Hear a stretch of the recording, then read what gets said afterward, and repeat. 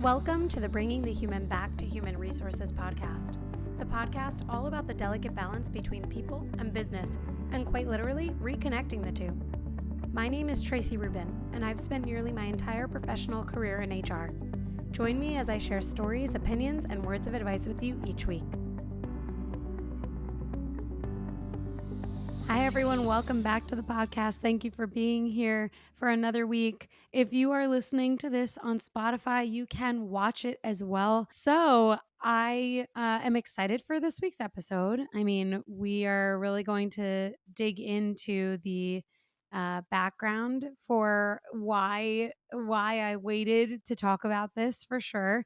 And you can already tell by the title of the episode what the big news is. And it is that I quit my job in less than 3 months of working there. And so there's a lot to unpack. And actually, I'll probably end up having to talk about this over the course of a few episodes. But today, I really just want to focus on why I quit in less than 90 days and why I quit, period. Before I jump into that, I want to first apologize for the continued construction. I have literally no idea what's going on above us, but I literally waited all week basically to record this episode and as long as possible because I thought the construction would end. And then today I was like, "Oh, you know, I'll record super early and it'll be great." And the construction started. And then it stopped. And I was like, "You know what? Let me just record now." So I start recording and all of a sudden the construction starts again after hours and hours and hours of it not happening. So here we are. The last few weeks have been accompanied with the, symphony of construction. So I hope that I can, in editing, tune most of it out. If not, I do apologize. Now, this week, in talking about why I quit my job, I want to just preface a couple things. And the first is that what I'm sharing with you is not a reflection of the organization or the parent organization. What I'm sharing with you is a reflection of, individual leadership and my own experience and my own opinions. And the last thing that I want to do is, create this weird feeling of negativity around an organization that I really didn't know too well, because you don't really get to know a place in 90 days or less than 90 days, right? But, it goes without saying that people and strong talent stay in companies because of the people that they work for. So I do, this is not a hot take on a company or companies. And I really don't want to go on record like bashing anyone at all. That is not what's going to happen here. However, I am going to be super transparent and authentic with my own experience. This is not throwing shade or speaking badly about an individual or group of people at all, because that is not my vibe. So, first things first, why did I quit my job? Well, there are a few reasons. One, the leader that I was working for was very different than I had originally expected this person to be, and there were so many things that went on that I would be doing a disservice to everyone if I even went into them. But really, the key point here is that this leader was not for me, and leaders come in all shapes, sizes, forms, styles, etc., right? But this particular person really was not the mentor that I was looking for, right? So I left my last job, and if you listen to that episode where I was like, big news, I got a new job a few months ago, back in, I guess I launched that maybe in October or November. um I left a job that I loved. I was there for almost 5 years at the company, my previous company. And I loved it. I had a great leader. I had great coworkers, all of the above. Everything was amazing, but I really wanted to expand my experience and almost like choose my next boss and really like get to the next level. Well, yes, I technically did pick my next boss because I decided to leave for this other opportunity. What I was going to do, what I was supposed to do, was going to be bigger and better. Um, One thing that, in reflecting on what I did wrong potentially, was that I never received a job description. So I want to break this down. First and foremost, I was poached by a recruiter who I have a really good relationship with and was amazing to work with and continues to be amazing to work with. And so it was one of those things where it was like, hey, we have a job open. Think you could be a great fit. This is what it pays. This is what you'd be doing. And this is who you'd be working for. And the interviews took like 2 weeks. And then I was offered the job. I negotiated. It was great. Fine. Um, and I don't know why I didn't ever ask for a job description. I think because it was the same title and same industry that I didn't, it was an afterthought. And this was a fatal flaw. Never go into a job without a job description, because I think one of the things, and I already mentioned that, this leader wasn't for me. But one of the things that I was really relying on is what the leader was telling me I was going to experience, which ended up being very, very, very different than what the job actually called for. And for someone like me, super ambitious, super autonomous, like I want to be able to dictate my day, dictate my workload, take a project and run with it, be trusted with that, et cetera, right? I didn't really have that. I stepped into a role that actually felt like I was taking a few steps back, and I say that with the most humility possible. But that's the reality, especially when you get to a certain point in your career. You've accomplished certain things. You've become an expert in certain parts of your role or the business, and you're looking for more. And so for me, I knew that I wanted more. I wanted more exposure. I wanted to be like the next head of HR for this organization. But you can only really get to that place if you have A, the right leader, and B, the right foundation in the organization to be able to like climb that ladder. So before I jump ahead and get ahead of myself, where I'm saying, you can definitely create this experience for yourself because you can, I just want to share that, in order to be able to do that, you have to be in the right place. And for me, pretty much immediately, I could feel that I wasn't 100% confident that I made the right decision. And I've never felt that way before. I worked at Target for almost 4 years. I worked at SMCP, the company that I left to go to this last role. I worked there almost 5 years. And then, in this other organization, where I worked for less than 90 days, this is my first experience where I was like not happy and not totally convinced that I made the right decision in joining. And like I touched on, this leader was not right for me. And I also want to clarify that this person is no longer with the organization. And, for all intents and purposes, is no longer representing the organization either. So, just like I'm not, for me, it was a really challenging relationship. In many ways, I expected to have autonomy and really be able to lead and upscale my role from my previous role. But the way that the job was presented to me was very different than what it ended up being. And in most cases, you would probably say, well, I'll just stick it out. I'll make it exactly what I want it to be. For me, the challenge was that because I was in this challenging relationship with my leader, I mean, really, it was not the right place for me. So when you have those feelings of struggling with your leader, you don't feel like you're in the right culture, you're not going to be super motivated to change the culture, to rise above that challenge. And there were things that happened on the back end that I don't want to talk about because I don't want this to be conflated with an unprofessional hot take. But just know, like, the situation was bad.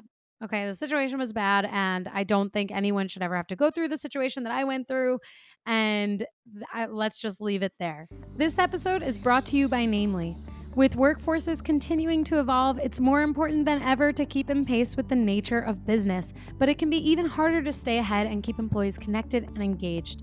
That is why you need Namely, the all-in-one HR solution that offers everything you need to set you up for success in the new year so that you can tackle any curveballs that 2022 throws your way. Namely helps you easily adapt to the ever-changing workplace and maintain a great employee experience whether you have 50 or 1,000 employees in their all-in-one connected modern platform that includes onboarding, performance management, and intuitive benefits enrollment. Plus, Namely can streamline your payroll, time tracking, and vacation requests so that you can be everyone's favorite HR leader no matter how your company grows. Companies are built on people. Don't let either fail. Stay ahead and learn more about making the switch to Namely. Learn more about making the switch to Namely today at namely.com. Don't wait, that's namely.com. This experience for me was so stressful because I was, as someone who takes their job so seriously, and I try not to take myself too seriously, but my job has become everything around me because I have a podcast based on what I do and I eat, sleep, breathe, and live for HR. And so when you step into something that deflates you, it's not good. And for a very long time, I mean, because I was there, yeah, probably just about 90 days. I would say for 89 of those days, I was not I did not feel myself. I was not happy. I was not motivated. I was not inspired. It was hard, honestly, to even do my podcast because I wanted to talk about what I was experiencing, but I also wanted to be cognizant that now I'm a representative of an organization that hired me and I didn't want it to be, like a roasting of them in any way. And I still don't. And it's hard navigating having a podcast, being open and transparent and honest about what I'm experiencing in real time, but also being a representative of my current employer. And so I knew like I had to make a change because I was not happy and actually it started to seep into other parts of my life. Like I was, my husband and my family were like, you are not yourself. Is everything okay? What's going on? And then I just started to complain about work constantly. And nobody wants to be around someone that's negative or complaining all the time. And as someone who is like truly an eternal optimist, like always finding the bright side of things, I didn't recognize myself and I knew it wasn't right. And I felt that way almost immediately. And, I managed to really like get through some difficult situations in that role. And I also managed to meet a lot of really incredible people. Like I did get to work with very smart and talented individuals. And it's honestly, it's a shame that my my experience was what it was, but I think that there are some takeaways here. I do want to touch on, I don't want to ramble too much, but I know I'm sharing my own experience and I'm also trying to make sure that I'm being appropriate and I'm not trying to be politically correct, but I am trying to be respectful because there are people who currently work for that company and should work for that company in the future. So this again is just my personal experience and my take on something that probably will not happen again because that leader is no longer there. So again, like the workload for me was very different than what I wanted it to be and what I expected it to be. I went from really being able to have like a high level strategic experience in my role with SMCP where I worked before this last job to really being in the weeds again, working way more with the team in stores in a way that I had kind of elevated from. And that is not a bad thing. But for me, like my what I wanted was to impact on a more global scale and at a higher level because I had spent the entirety of my career directly supporting store teams. And I mean, it made me who I am, right? Like I am grateful for all of those experiences. When you get into a new role, you want to grow, right? You want to continue to elevate. I hope you can appreciate that this is not me saying I didn't want to work with the store teams because that working with the store teams is like what I knew. Working in retail, that was my bread and butter. And working with the hourly teams and the store managers and all of that, that's what my passion was. And so I don't know if like my experience with my leader compounded on that and just made the workload less exciting, even though like that used to be something that I would just like look forward to do. I don't know. But what I do know is that I accepted the role under a different pretense. And so I think that in my mind, like realizing that it wasn't exactly what I anticipated it to be, like pulled me back. Then the experience with my leader pulled me back further, and then like not not like leveling up in my movement really like pulled me back. And when I say pulled me back, it makes it like the analogy that I'm thinking of is when you're like being dragged in the mud and it's like you're getting pulled and pulled and pulled. And so I just felt like I needed to honestly like escape.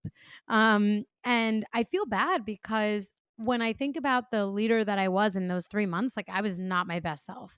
I was not the best version of myself. I've been a much better partner and leader before. And it's unfortunate because a lot of people were like, this is great. You're the thought leader that we've wanted. And it made me feel bad that here I was trying to do the best work possible, but I was just in an impossible situation. So those are the first two things, the leader and the workload. And then the third thing is that actually what I was realizing in this like discussion about passion with myself is that my passion for HR has evolved. And when I say that, I mean it used to be that I just wanted to be able to touch everything in the organization, but then COVID really shifted that for me. COVID had a huge impact on my happiness in my career and my role, because it's a job on its own, and I was working constantly, and it's not sustainable, right? We've talked about this a million times over on this podcast. But what that these that 3 months in that role taught me is that actually I kind of wanted to be in a role that was more creative and more strategic and more fun. And I didn't necessarily want to still be part of this, heaviness, which was COVID and the policies and compliance. And there like that used it's so crazy because that used to be like what I loved. Like I loved employee relations. Loved it. And if someone says they love employee relations, you hire them for the business partner role, okay? Because people don't love employee relations because it's nitty-gritty, it's heavy, it can be very sad, very frustrating, very emotional because you're dealing with so many possibly intense situations. And that used to be like it for me. And I thought I would always do that. But what I guess these like 3 months taught me is that it was I needed a break from it. I was done. I was at my max. I was capped. That was it. I had to make a change. When you realize that you're not in the right place, whether it's the right role, the right company, working for the right leader, you have to call it. And for me, I was like, okay, I don't want to burn bridges. That's the last thing that I want to do, which is why I'm trying to be very thoughtful in this podcast episode because I don't want my opinions to be what like light the fire to burn the bridge. But I had to call it. I knew either I have to stick this out and be miserable for a year, or I need to call it quickly, call it fast and get out.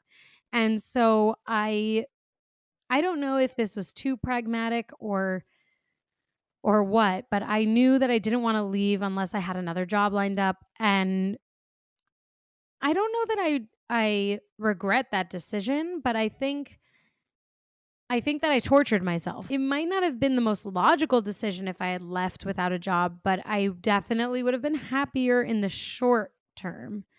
In the long term, I don't know. Like, who knows? You never know how long it could take to get a job, right? So that's what made me stick it out because honestly, I was ready to quit after like 2 weeks.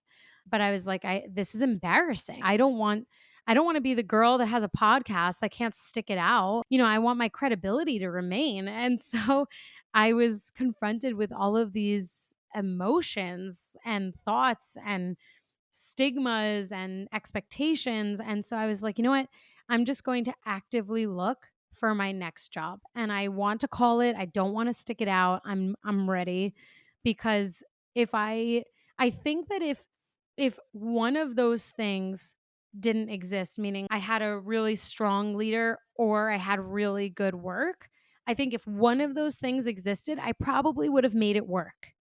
But both things, it's just too much. You can't have both. Both are completely unsustainable. Ultimately, when I started looking, it was very early on. It was like maybe 3 or 4 weeks in, I started reaching out. This is where it is so important to have networks and connections, because the better you do with like staying connected to people, the easier it is to actually, pick up organically that conversation that, hey, I'm looking for something else. And I was very, very candid about why I was looking to leave. I reached out to the company that I'm at now because I do have another job, um, Legion Technologies, which is an amazing organization that is mission based and focused on the people that I've always worked with. That is the hourly population. Nevertheless, we'll get to that another day. But I reached out to my friends at Legion and I was like, listen, I'm really not in the right place. I'm very unhappy. I'm not myself. And I'm hoping that maybe there's something there for me, something at Legion for me. And there was something for me. And so all of this is to say that I quit my job in less than 90 days at the end of January, and I left for a director of employee engagement role at Legion. And Legion Technologies is a company that I worked with when I was at SMCP, because I was on the customer side. Like we were their customer, because we brought them in as a vendor. And I'll get into that another day, like the whole story behind that.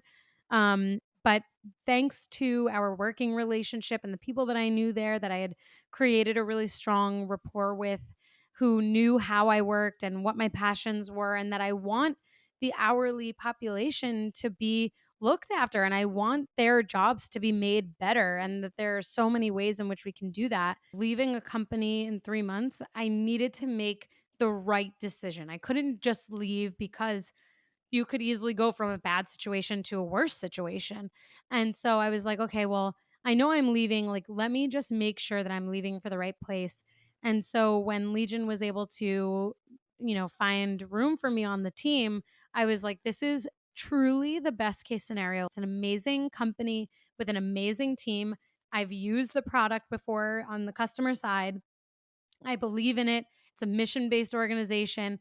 I still get to work with people and retailers, and that's an amazing thing. But emphasis on this third category that I talked about before, which is realizing my passion. This role invigorates my passion, and it's not heavy. It's not something that's like draining energy from me.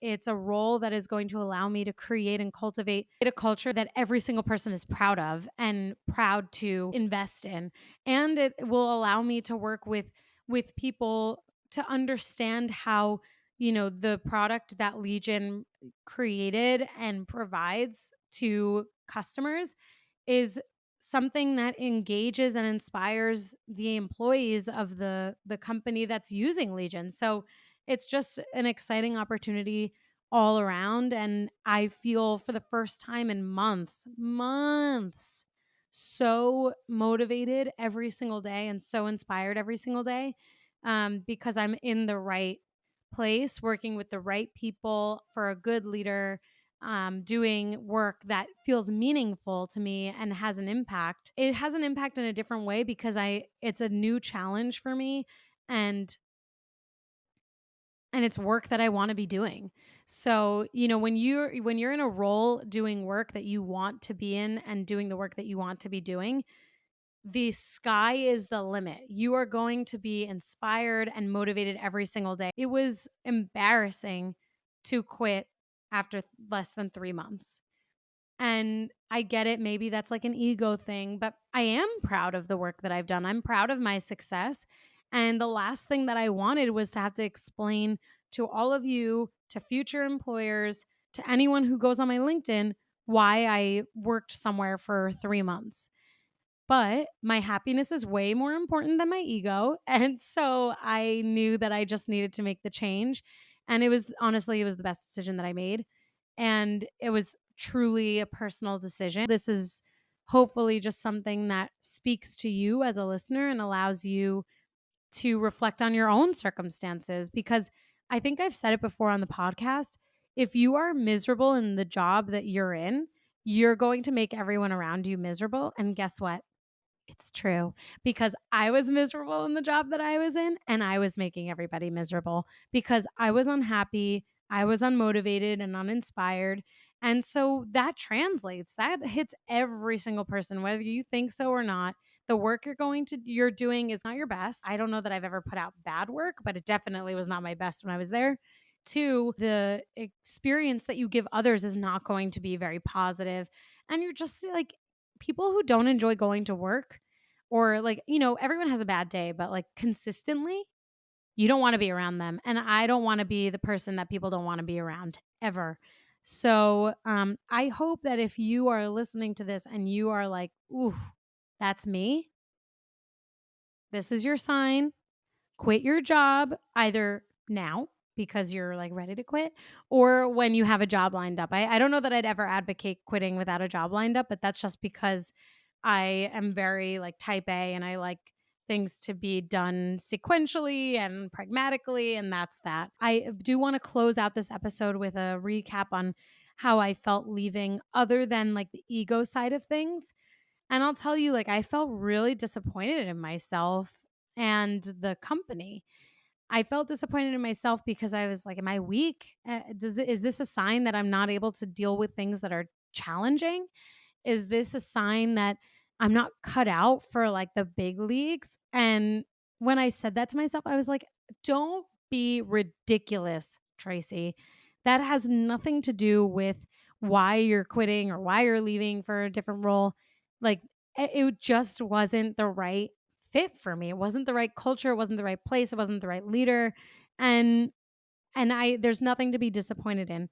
But I will say that the caveat to this is that I did feel like I disappointed others, because when someone starts and fills a role that was open, you're like so excited when that person is your partner. You're so excited to finally have someone supporting you, there for you, answering your questions, especially when that person is an HR professional like me.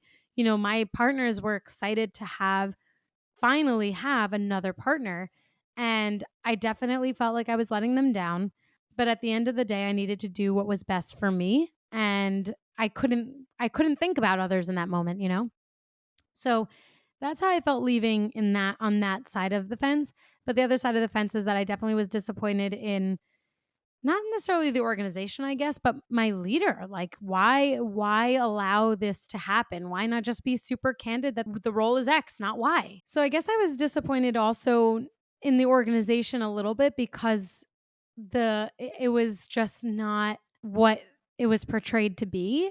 And that is always a really tough bullet to bite. I think that if they were honest, and when I say they, it's really my leader, if this person was honest about the way they led and the realities of the job itself, it would be a very like I wouldn't have accepted the job. Um and so that is disappointing. Yeah, definitely disappointing, because you get so excited when you get something new. And imagine a pyramid, right? You start at the base and you're building bricks to get to the top. That's how I see careers. So you start somewhere to get to the next place. So for me, I have a very clear vision of where I want to be with my career. And so I make very intentional moves so that I can grow and lay more bricks. And so for me, it was like, oh, I took away a brick. That's what it felt like. And maybe I didn't, because I think everything happens for a reason. And it gave me the opportunity to move into this amazing job and this amazing company. And who knows if I would have had the same opportunity if I didn't go to my last company. But everything does happen for a reason. And so I'm grateful for the experience. I'm grateful to the organization and to everyone that I worked with and that I learned from, and that hopefully learned from me as well while I was there. In future episodes, I'm going to talk a little bit more about what I learned. Like I already told you, I learned never, ever, ever go somewhere without having a job description. And I don't know why I made such a rookie mistake, but I did. And that's okay. I can live with that. In the next episode, or in the next few episodes, I will definitely talk about the things that I learned that are my takeaways from that experience. I just really wanted this episode to be about why I quit my job and why I quit in less than 90 days.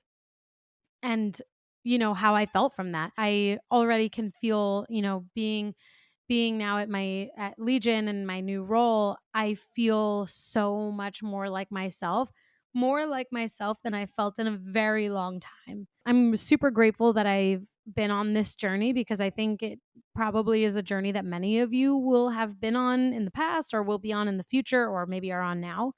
And actually, I'll close by saying that a lot of you who are connected with me on LinkedIn already knew what the news was going to be because you saw the LinkedIn change in my first week at Legion. But um, I received such a nice message from a listener who messaged me on LinkedIn and said, I had a feeling that this was going to be the topic, but I'm just so glad that you are going to be authentic about this and honest about it because I'm going through a similar thing. And it was so nice to see that you are also going through something like this and that it is okay to make a change after 3 months or before 3 months. And I just really appreciated that message because it validated for me that it is okay to realize that you're not in the right role, and it is okay to realize that you need to make a change for yourself and to not have the tenure that we expect for ourselves, and that sometimes we're just not in the right place and you just have to call it. And so it was a game time decision for me, and I'm sure that many of you can resonate with this message. So, with that, I really appreciate your openness and understanding, just in general, of like what I'm sharing with you today. And if anyone from that company is listening to this, I just want to talk about my own personal experience because it's important to me that my podcast is authentic and transparent. And so, I always have my disclaimer in the show notes that this is not a every episode, any content that I put out there is not a reflection of the company that I work for or the companies that I've worked for.